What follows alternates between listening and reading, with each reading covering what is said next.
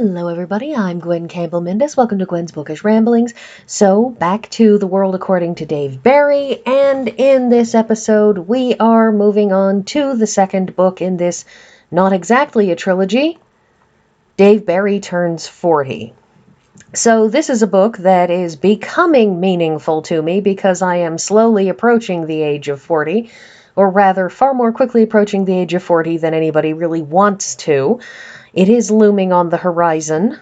But anyways, so this is a book where, he talks about midlife crises, about the fact that 40 is one of those turning points because, of course, hitting 20 means you're now a grown-up. Hitting 30 means nobody's ever going to confuse you for one of those 20-year-old kids, but hitting 40 means you can't pretend to be a kid anymore. You can't pretend to be a teenager. You are now solidly in the zone of grown-up, and you can see middle age oncoming. And so he writes this book. Obviously, it's supposed to be humorous, and it is mostly humorous. My particular copy, and honestly, I don't think I've ever read the original publication with this cover. I think I have only ever read it as part of this three book collection. So I don't know if the original had the illustrations, the comic illustrations in it that mine does, by Jeff McNally, but I've nonetheless included those because that's the version that I'm reading. So we have these sorts of things, and this particular one, it appears in the chapters about your rapidly disintegrating body. That is, the fact that when you hit 40, you just can't do things the way you did when you were 20.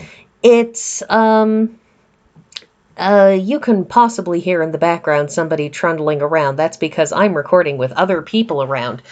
The thing is, rapidly disintegrating body, obviously you can't do the things you did when you were 20, but he also has some parts in this which are about how as one gets older, you start to not be as cool as you once were and don't necessarily realize it, which is particularly emphasized in his case because he is a baby boomer, and the thing about baby boomers is they are very much the group that oldies radio was made for. And he points out that they've been wrapped in a warm bubble of 60s-ness ever since the 1980s, which was about when somebody realized that there was money in radio programs for older people. I am now having that slightly unusual experience, actually, of walking into a store and hearing all of the music from when I was a teenager, and feeling vaguely like I have entered a sort of time warp, because, of course, I am now old enough that music from when I was a teenager is now seen as classic oldies to today's teenagers. It's a dismaying and distressing situation to be in, trust me.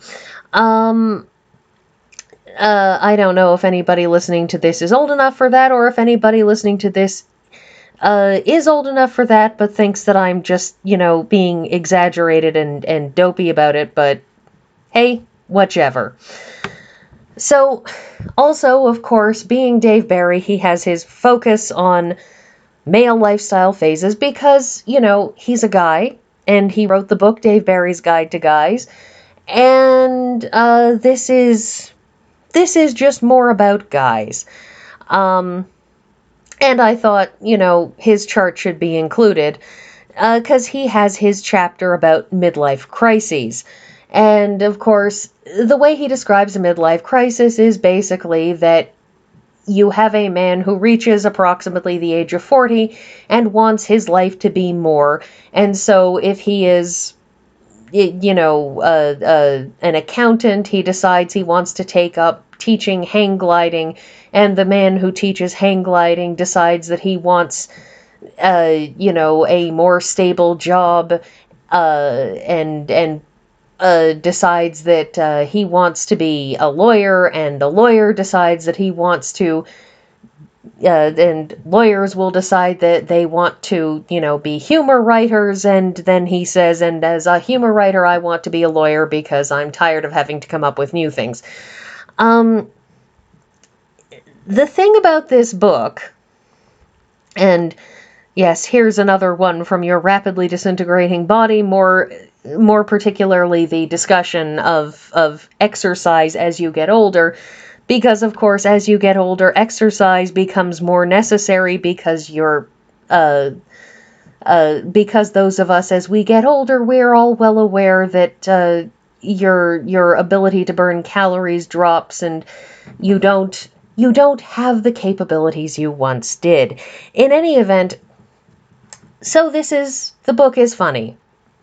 It's very funny. I really, really love the last chapter in which he talks about ambitions for the future and how, you can grow old with grace or you can become an old geezer, which, I absolutely take the stance that I would rather become a geezer, or, the feminine version of a geezer, and start shouting at those kids to get off my lawn. The thing is that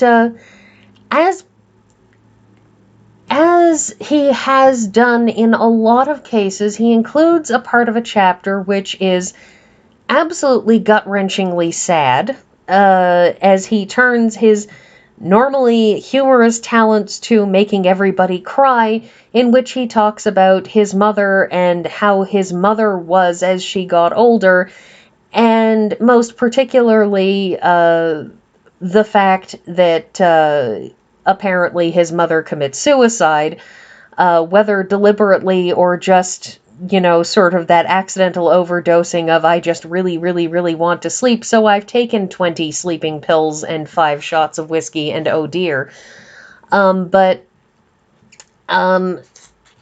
he has this incredibly gut-wrenchingly sad section, which, like I've said in so many of these videos, really, really emphasizes how talented a writer he is, that he can go from the sheer irreverence and genuine hilarity of what he has in the rest of this book to something that will make you cry, and then basically give you emotional whiplash in the next chapter as he goes back to being funny.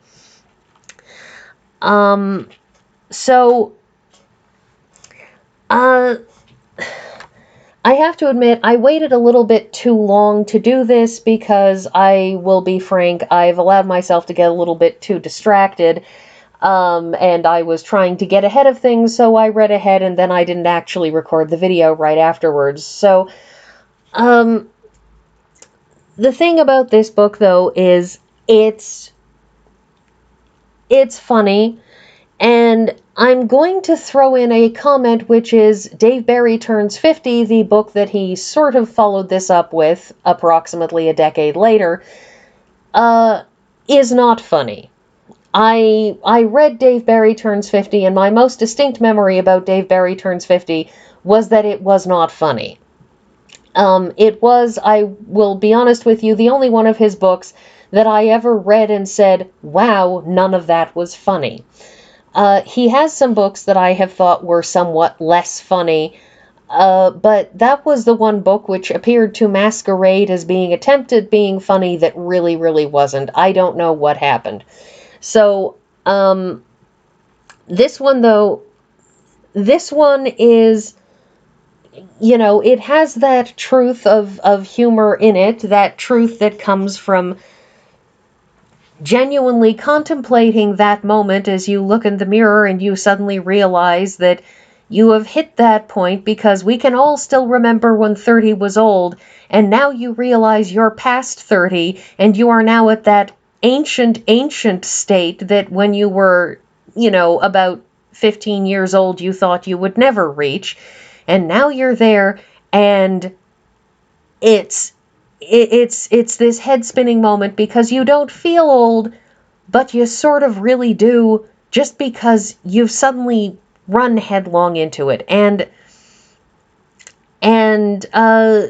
so this particular book, it's about that, and it's also, of course, about the sudden discovery that, oh my God, now I'm a grown-up, and I have to be a grown-up, and I don't want to be a grown-up because, who wants to be a grown-up?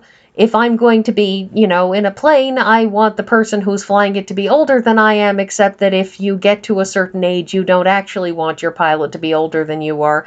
So, this is one of those getting real moments. Because, of course, 30 is the moment when you realize, oh no, I'm not 20 anymore. I'm past the point where I can be called a kid. But 40 is when you say, I am now irredeemably a grown-up, and I can't go back. And that's very much what this book is about, in its way. But mostly it's just about the heart palpitations you get when you realize that you really just aren't 20 anymore, and that the world has moved on in such a way that you can't even pal up to 20-year-olds because they will think you're weird, and they would be right. Anyway, I actually don't have all that much to say. However, the next book in this one has some of my favorite columns in it, so hopefully I will remember to actually talk about those when I talk about the next one. So that is everything, and I will see you all next week.